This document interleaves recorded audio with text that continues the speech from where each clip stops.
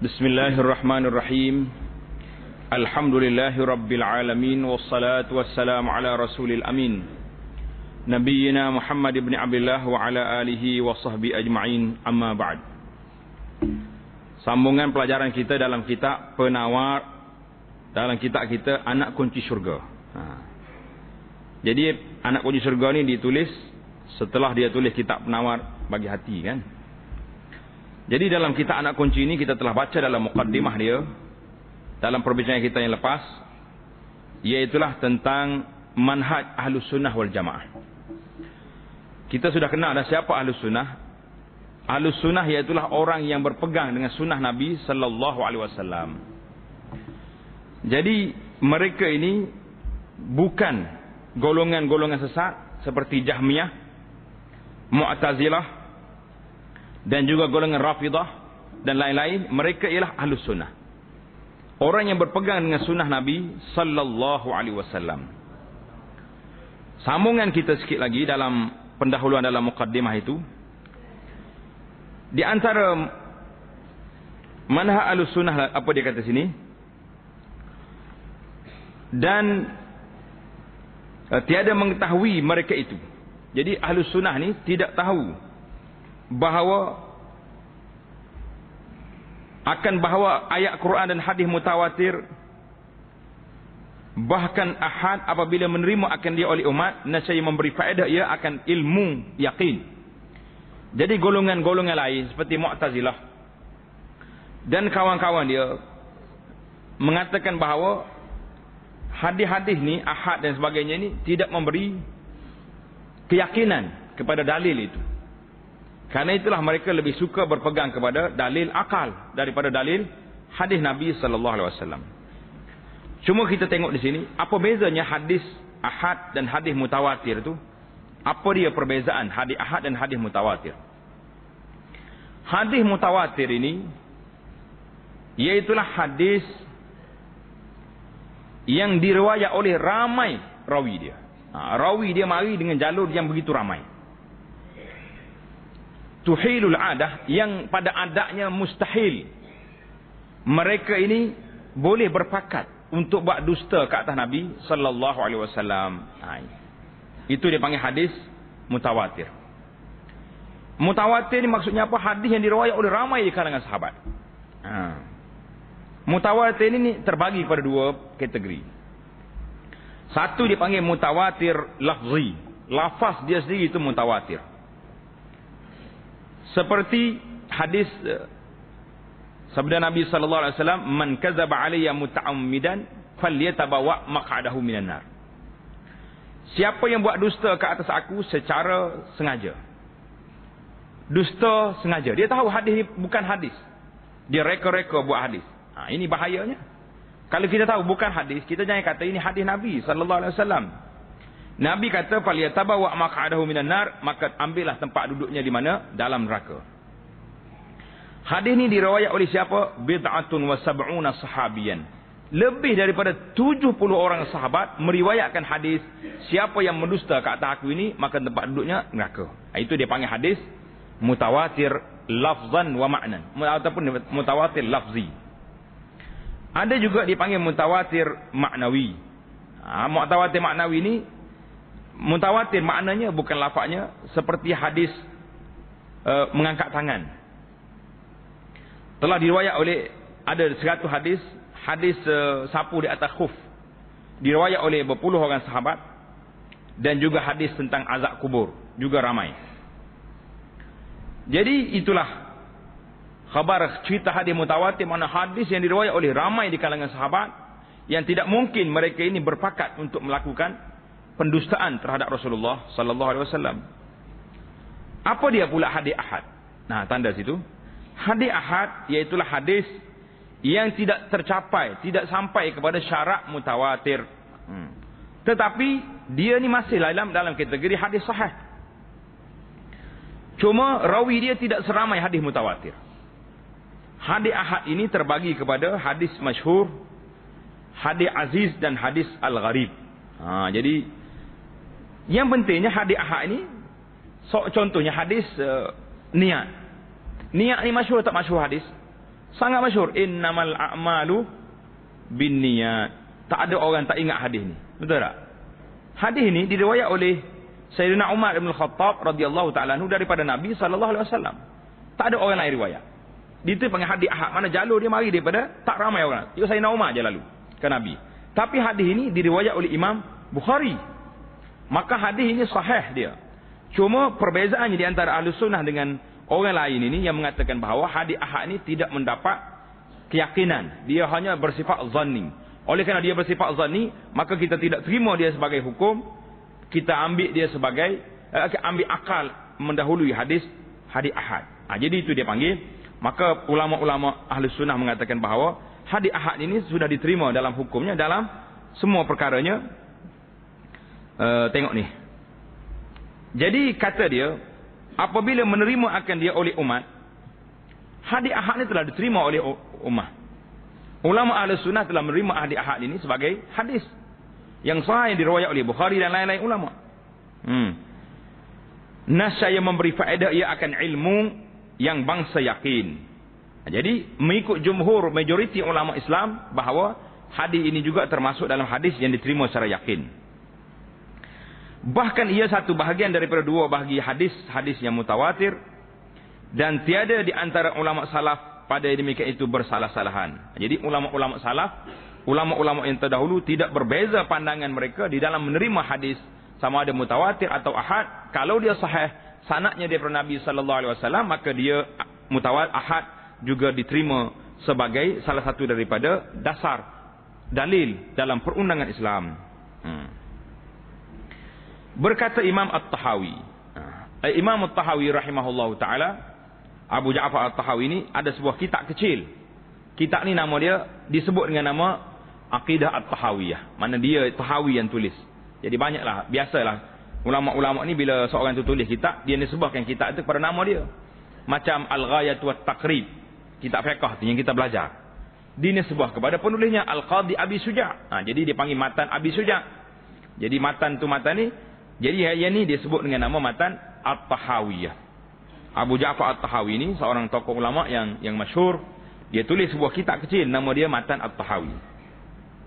At-Tahawi kata apa dalam bab ini? Berkata At-Tahawi, fa innahu ma salima fi dinihi illa man sallama lillahi azza wa jalla wa li rasulih sallallahu alaihi wasallam wa radda ilma mashtabaha alaihi ila alimihi. Jadi ini kata-kata At-Tahawi.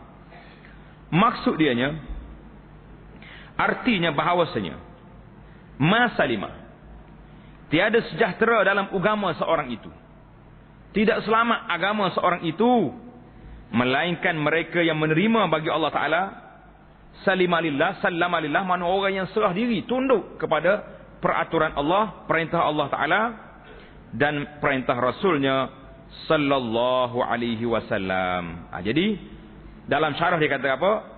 Ai sallama linususil kitab was sunnah. Orang yang benar-benar selamat di kalangan orang yang beriman ini, iaitulah orang yang menyerah diri, tunduk kepada Al-Quran dan hadis Nabi sallallahu alaihi wasallam. Jadi walam ya'tadi alaha bisyukuk wasyubah wat ta'wilatil fasidah.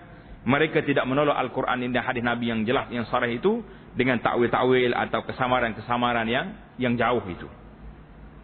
Ini kata Syekh dalam kitab At-Tahawiyah. Artinya, menerima ia akan segala makna Quran dan hadis Nabi sallallahu alaihi wasallam. Jadi golongan ini menerima Al-Quran dan hadis Nabi sallallahu alaihi wasallam dan tiada membangkang, mana tiada membantah atasnya dengan katanya dalil akal menunjuk ia atas lawan barang yang menunjuk oleh dalil naqli. Jadi kalau bertembung dalil akal dengan dalil naqli, apa dia orang ni kata, ahli-ahli falsafah ni kata apa? Maka apabila berlawanan keduanya, nascaya mendahulu kami akan dalil akal. Jadi bila dalil akal macam ni, dalil hadis Nabi macam ni berlawan, maka orang-orang yang Mu'tazilah dan lain-lain yang mendahulukan akal mengatakan bahawa kita terima akal. Yang dalil nakli itu tunggu dulu, sebab dia tidak bersifat yakin, dia bersifat kepada zan. Ini perbahasannya. Tiada mengetahui ia akan bahawasanya dalil akal yang sahih tiada berlawan ia dengan dalil nakal yang sahih. Jadi sepatutnya kita kena faham dan kita kena sedar bahawa dalil akal yang sahih tidak akan berlawan dengan dalil nakli yang sahih. Jadi kalau bertembur dua ni, maka kita kena tengok. Kalau dalil nakli itu sahih, maka akal tu yang tak betul. Tapi kalau dalil nakli yang tak sahih, maka akal tu boleh jadi betul. Itu perbahasan dia. Sebab itulah di zaman moden hari ini, dia panggil al-i'jazul ilmi. Al-i'jazu al-ilmi maknanya orang-orang yang mengkaji hadis-hadis Nabi sallallahu alaihi wasallam yang menyebut tentang perkara-perkara yang pelik dalam sudut sains. Contohnya Nabi sebut bila jatuh seekor lalat dalam air, kamu selam lalat. Jangan minum terus, beracun. Dan jangan cuah air itu begitu saja. Sela dulu, biar pecah, dia meletup dia punya gas racun dia tu, penawar dia dalam perut lalat tu, baru kita curah air itu, buang air itu. Jadi ahli-ahli pakar saintis Islam hari ini dia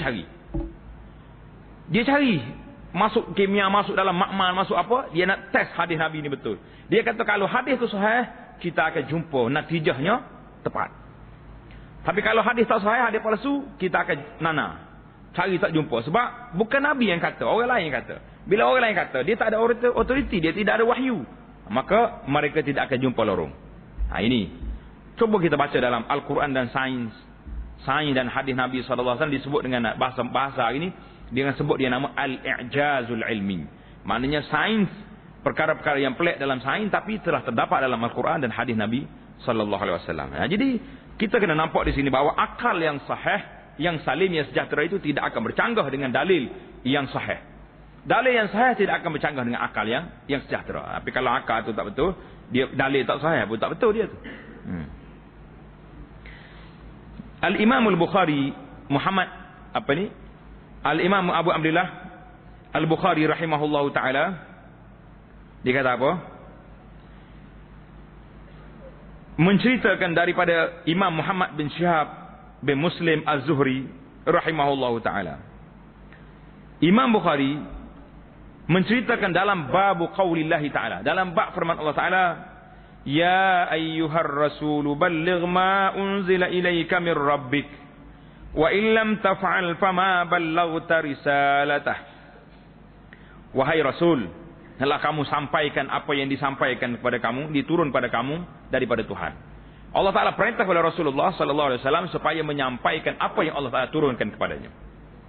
Kalau kamu tak menyampaikan, fama ballaghta risalatah, nescaya kamu tidak menyampaikan risalahnya.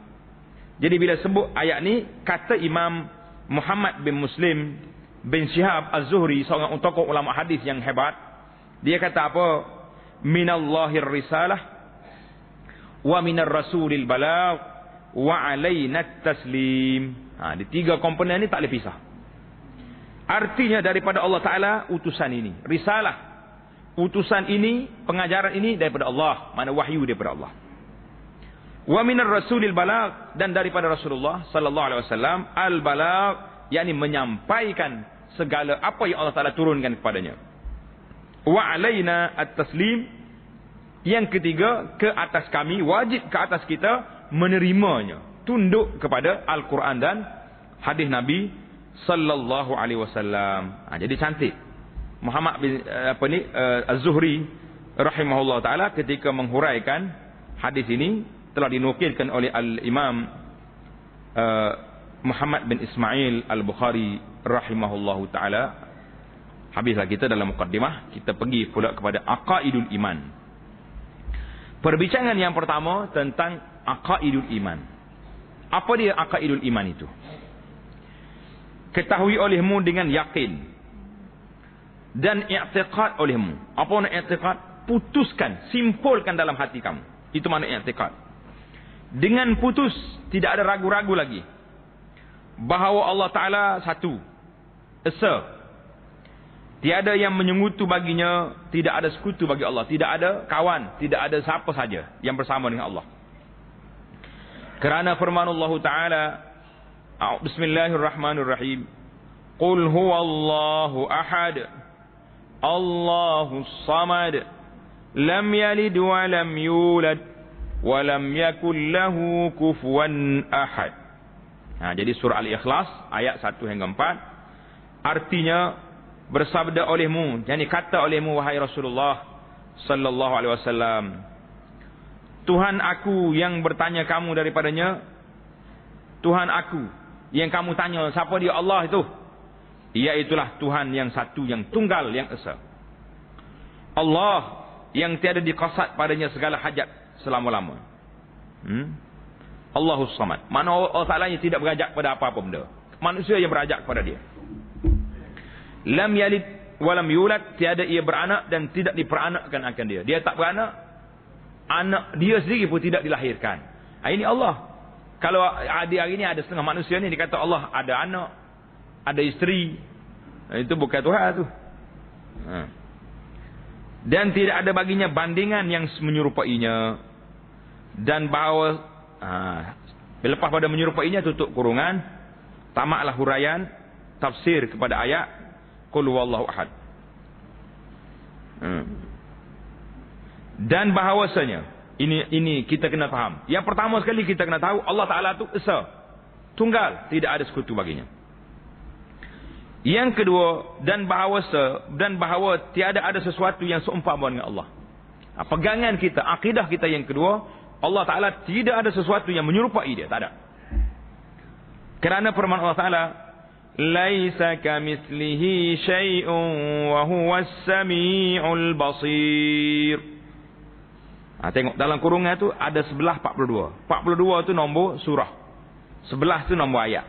Jadi kita fahamlah ayat ini daripada surah Asy-Syura ayat 11.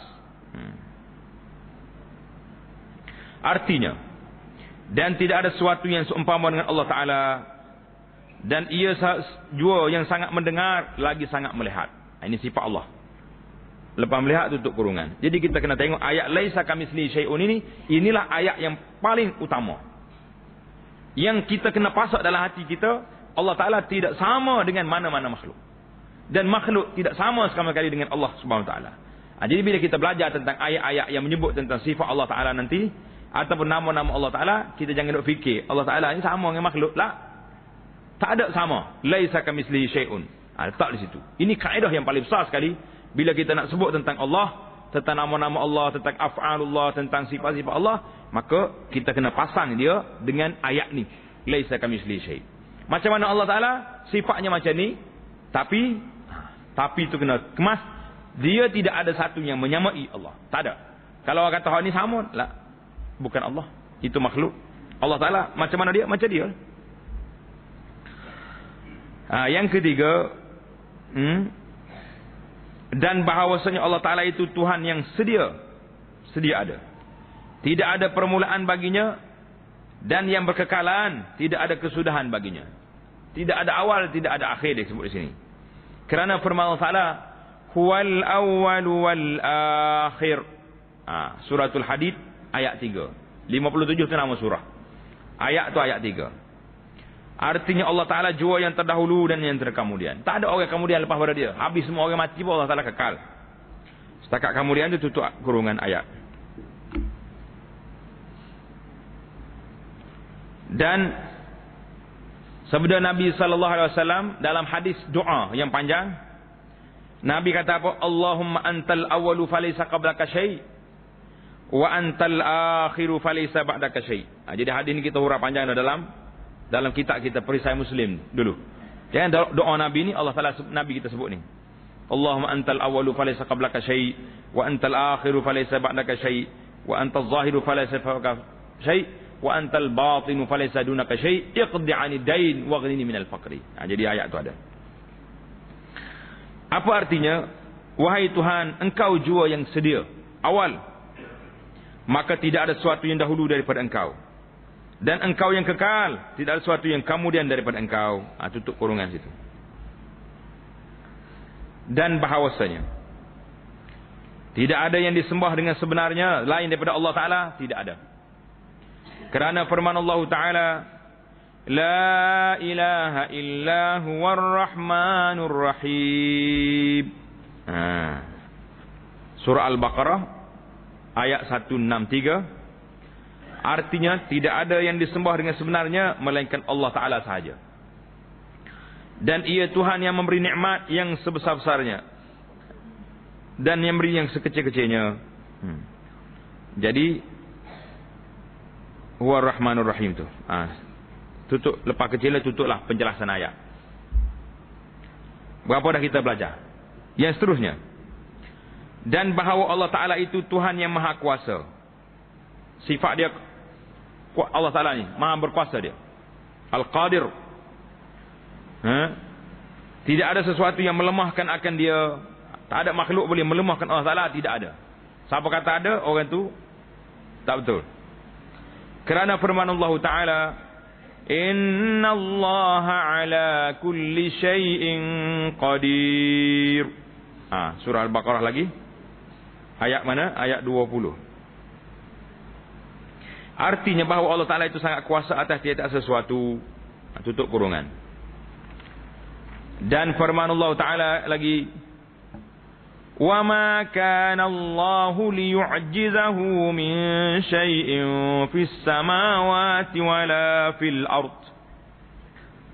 Tengok surah Fatir ayat 44. Fatir nama surah. Artinya dan tiada ada Allah Ta'ala itu melemahkan akan dia oleh sesuatu di atas segala langit dan tidak ada di atas segala bumi. Tak ada benda yang boleh melemahkan Allah Ta'ala di langit dan di bumi. Allah saja yang berkuasa. Tutup kurungannya.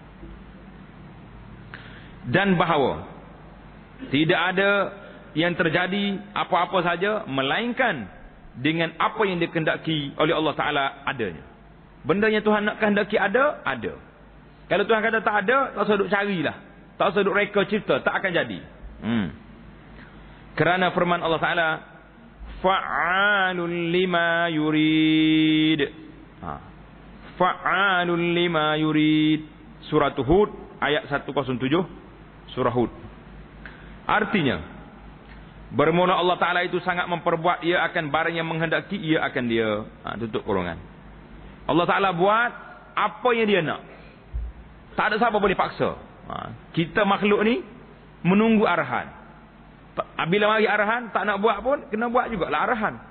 Allah Ta'ala tidak ada siapa yang paksa dia. Fa'alul lima yurid, dia buat apa yang dikehendaki. Dan berkata ramai di kalangan para sahabat radhiyallahu ta'ala anhum, sahabat Nabi sallallahu alaihi wasallam, dia kata apa? Ma sya'allahu kana wa ma lam yasha' lam yakun. Jadi di antara sahabatnya ini dia kata-kata dia. Biasa dia kata la haula wala quwata illa billah, ma sya'allahu kana wa ma lam yasha' lam yakun. Jadi sahabat sentiasa baca doa ni. Dan barang yang berkehendak Allah Ta'ala akan adanya, nascaya ada dia. Apa yang Allah Ta'ala nak ada, adalah dia. Dan apa yang tiada, Allah Ta'ala tak kehendaki dia, nascaya tidak akan ada. Tak akan ada bila benda Allah Ta'ala tidak kehendaki kepada benda tu ada. Jadi kita tak usah duduk keras kepala. Tak usah duduk rasa besar kita ni kerana apa. Bila Allah Ta'ala tak nak, tak adalah dia. Kita usaha hari ni setakat mana yang kita ada je. Setakat mana kemampuan kita. Dan kita yakin bahawa Allah Ta'ala itu buat apa yang dia kehendaki. Dan bahawasanya, ini sifat Allah Ta'ala lagi ni. Kita duk belajar kan sifat ni. Allah Ta'ala ada, Allah Ta'ala sedia kala, Allah Ta'ala hidup selama-lama hayatun. Sifat dia ni. Jadi syekh kita ni tak sebut bahasa Arab, jadi tak bunyilah sifat ni. Dia sebut ikut terjemahan selalu. Hidup, hayat. Apa lagi? Berkuasa, qadir, qadir. Dan bahawasanya Allah Ta'ala itu hidup, dia selama-lamanya, tiada mati ia. Ini sifat Allah Ta'ala, dia hidup, dia tidak akan mati. Kerana firman Allah Ta'ala, wa tawakkal 'alal hayyil ladzi la yamut. Ini perintah Allah Ta'ala. Surah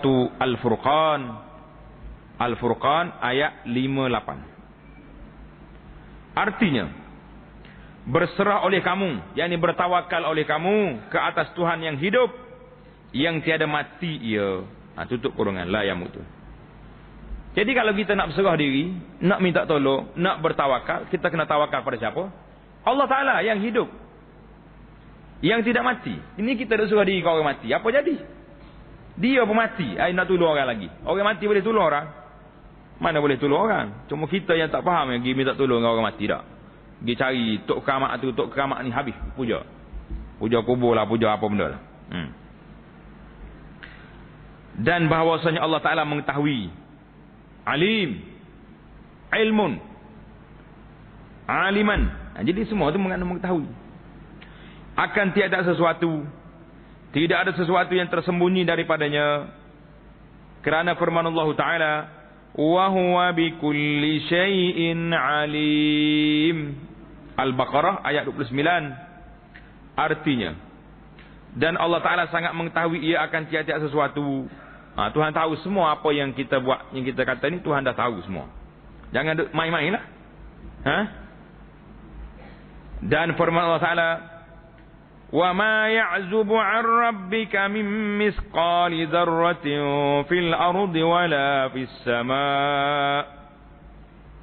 Surat Yunus ayat 61. Artinya, dan tiada lenyap. Mana tidak hilang daripada pengetahuan Allah, itu mana lenyap. Daripada Tuhan engkau seberat semut yang kecil, biji zarah yang kecil, atom kau apa panggil apa ni, zarah ni, pada bumi dan juga pada langit, tak hilang daripada pengetahuan Allah Ta'ala. Tuhan tahu semua. Jadi tak bolehlah kita nak buat benda-benda yang karut. Lepas langit itu tutup kurungan. Dan bahawa Allah Ta'ala sangat mendengar, sami'un. Allah Ta'ala ni sifat dia sami'. Dan sangat melihat, basir. Dua sifat di situ. Kerana firman Allah Ta'ala, innahu huwas sami'ul basir. Surah Al-Isra ayat pertama, ayat 1. Artinya bahawa Allah Ta'ala jua yang sangat mendengar, lagi sangat melihat. Jadi tutup kurungan. Jadi satu ayat ni dua sifat ada di situ. Dan bahawasanya Allah Ta'ala bersifat dia dengan berkata-kata, kalim. Wa kallamallahu Musa taklima. Jadi sifat Allah Ta'ala ni berkata-kata. Jadi kita duk belajar kan, dia berkata-kata, lawan dia bisu. Jadi tak ada lawan. Memang dia berkata-kata tu. Kerana firman Allah Ta'ala, wa kallamallahu Musa taklima. Surah An-Nisa ayat 164. Artinya, dan berkata-kata Allah Ta'ala dengan Nabi Musa, akan berkata-kata. Jadi Allah Ta'ala bercakap dengan Nabi Musa AS, di mana waktu Nabi Musa bermunajat, Allah Ta'ala berkata-kata dengan Musa. Tuhan tanya Musa, apa di tangan kamu? Musa jawab. Jadi itu menunjukkan bahawa Allah Ta'ala itu berkata-kata. Dan firman Allah Ta'ala, walamma jaa Musa limiqatina wa kallamahu rabbuh.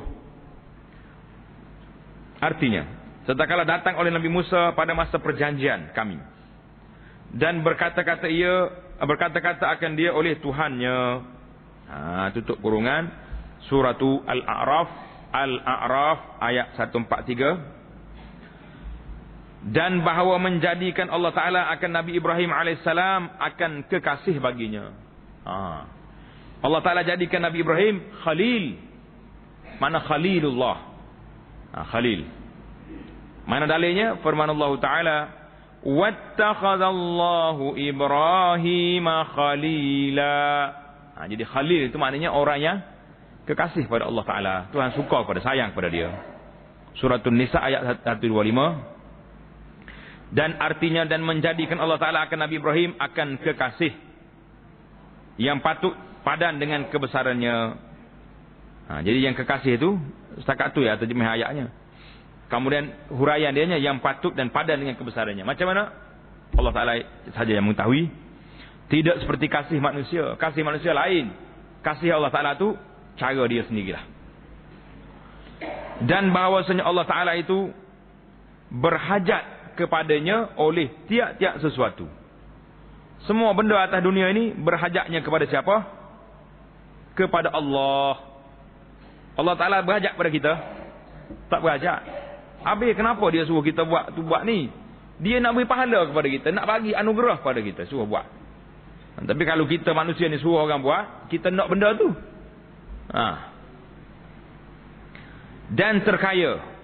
Apa makna terkaya? Terkaya mana tidak perlu. Tulis itu. Terkaya, ni bahasa lama ni. Dia guna perkataan terkaya. Malam baru ni kita jumpa perkataan tak dapat tiada. Tak dapat tiada maknanya mesti.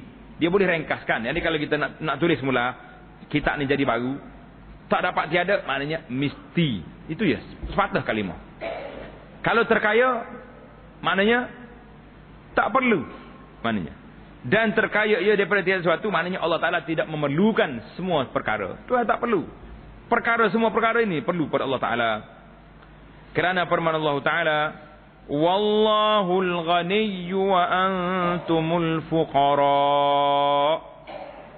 Surah Muhammad ayat 38. Artinya dan Allah Ta'ala jua yang terkaya daripada yang lainnya.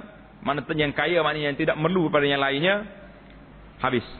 Kerana bersifat ia dengan segala sifat kesempurnaan. Dan bermula kamu yang sangat berhajat, fakir kamu. Antumul fuqara.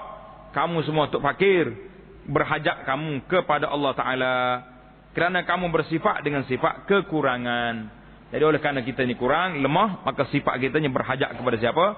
Kepada Allah Subhanahu wa Ta'ala. Wallahu Ta'ala a'lam. Jadi Wallahul ghaniyyu wa antumul fuqara tu dia campur dua sekali. Terjemahannya dengan tafsiran itu belaka. Jadi insya-Allah kita akan masuk pada perbincangan yang seterusnya dalam bab tauhid ar-rububiyah. Tauhid ar-rububiyah. Subhanakallahumma bihamdika asyhadu an la ilaha illa anta astaghfiruka wa atubu ilaik. Wa sallallahu ala nabiyyina Muhammadin wa ala alihi wa sahbihi ajma'in walhamdulillahi rabbil alamin.